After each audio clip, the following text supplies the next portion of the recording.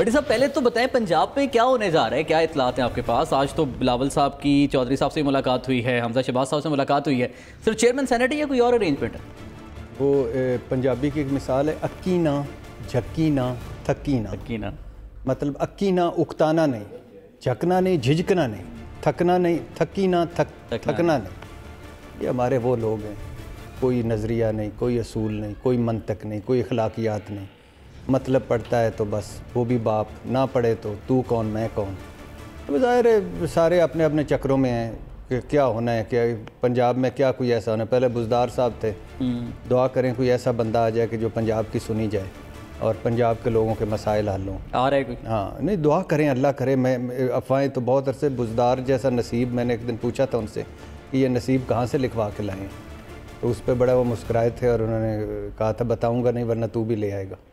لیکن بات یہ ہے کہ ایسے اللہ نے ان کے نصیب میں لکھ دیا ہے, باقی تو اور تو کوئی حال نہیں نا. آپ دیکھ لیں کسی بھی پنجاب کے, کل تو خان صاحب نے بڑی تعریف کی ہے بزدار صاحب کی. یہ ایک واحد عمران خان صاحب ہے, اور یہ میری بات لکھ لیجئے گا آج. جس دن رات کو انہوں نے اسد عمر صاحب کو ہٹایا تھا, اس رات شام کو وہ اسد عمر صاحب کی بھی بڑی تعریف کر رہے تھے.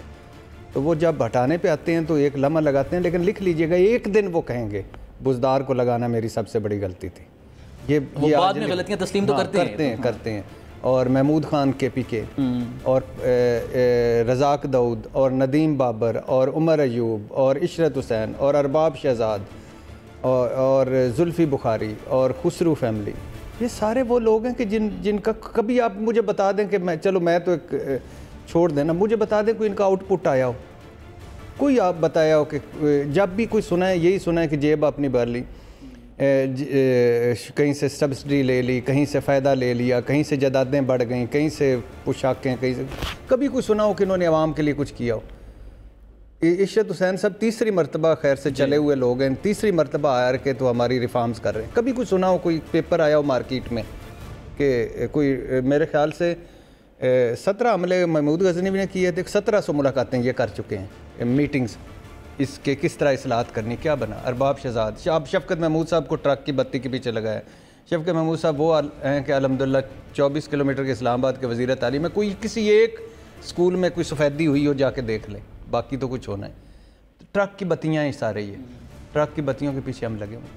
تو چیئرمین سینٹ کے لیے پھر صادق سنجرانی یا یوسف رضا گیلانی صاحب. اور ایک اور بھی انٹرسٹنگ چیز ہے, جب سینٹ کے الیکشنز ہونے تھے تو پی ڈی ایم جب اعتماد کا اظہار کرتی تھی گیلانی صاحب کی جیت پہ, تو گورنمنٹ کہتی تھی یہ تو ہارس ٹریڈنگ کر کے جیتیں گے. اب جب گورنمنٹ صادق سنجرانی کے لیے پر امید ہے تو اپوزیشن کہتی ہے یہ ہارس ٹریڈنگ کریں گے. تو بیان وہی ہیں, بس سائڈیں بدلی ہوئی ہیں. اچھا مزے کی بات دیکھیں, دونوں امیدوار میرے سینٹ اسپیشلسٹ زرداری صاحب کے ہیں, صادق سنجرانی بھی اور یوسف رضا گیلانی بھی, دونوں ان کی دریافتیں ہیں.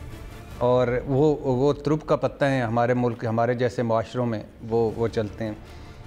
تو یہ 2-3 باتیں بڑی امپورٹنٹ ہیں. ایک بات یہ ہے کہ اگر تو صادق سنجرانی کا مینڈیٹ حلال تھا, یعنی وہ اقلیت میں تھے, جیت گئے, تحریک عدم اعتماد جب ہوئی تھی, تو پھر گیلانی صاحب کا مینڈیٹ بھی حلال ہے. اگر وہ حرام تھا تو پھر یہ بھی حرام ہے. اور اس کے بعد اب آگے 47 اور 53 ہیں. 53 حکومت کے اور 47 ان کے ہیں اپوزیشن کے.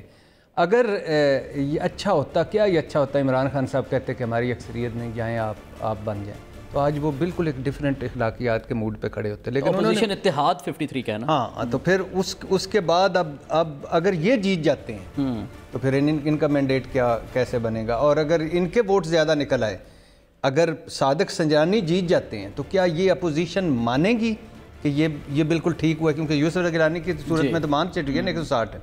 لیکن سب سے بڑی چیز مجھے حیرت ہو رہی ہے, میں ابھی تک حیران ہوں کہ میرا ڈسکے والا الیکشن کمیشن کہاں ہے, جس نے ڈسکے میں ڈنکے بجائے اور اتنا بر وقت ایکشن لیا اور کالعدم قرار دے دیا اور بیوروکریٹس کو نکال دیا, اور یعنی بیوروکریٹس کو معطل کر دیا, جس نے کویسچنز اٹھائے چیف سیکرٹری پر, آئی جی پر, جس نے دھاندلی پر, پریزیڈنگ افسروں پر, آر او کو بلا لیا. وہ کدھر ہے؟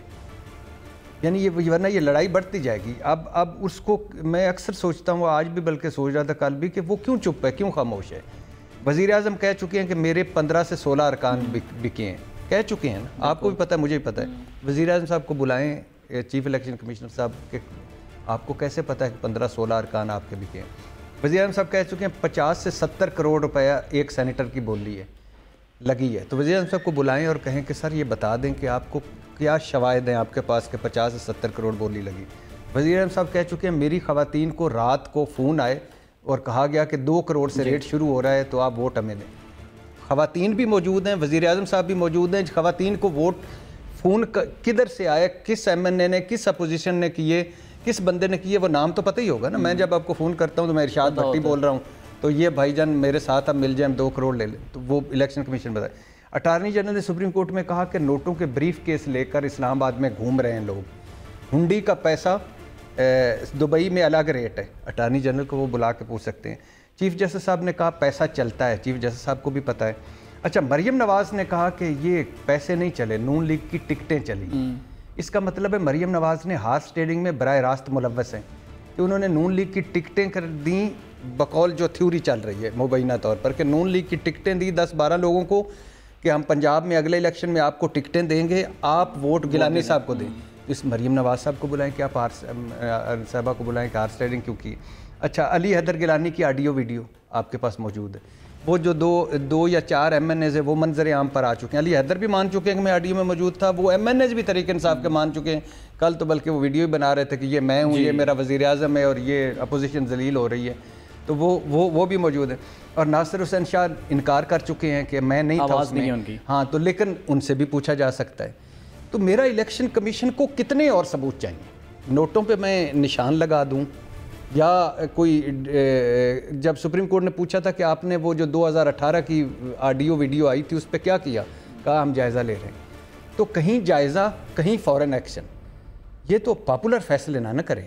اب یہ بڑا, گیلانی صاحب جیت گئے ہیں, جمہوریت ہار گئی ہے. میں اکثر کہتا ہوں سنجرانی صاحب جیتے تھے, جمہوریت ہاری تھی. ٹھیک ہے, گیلانی صاحب جیتے ہیں, جمہوریت ہاری. اخلاقی طور پر, اصولی طور پر, منطق کے لحاظ سے گیلانی صاحب ہارے ہوئے ہیں.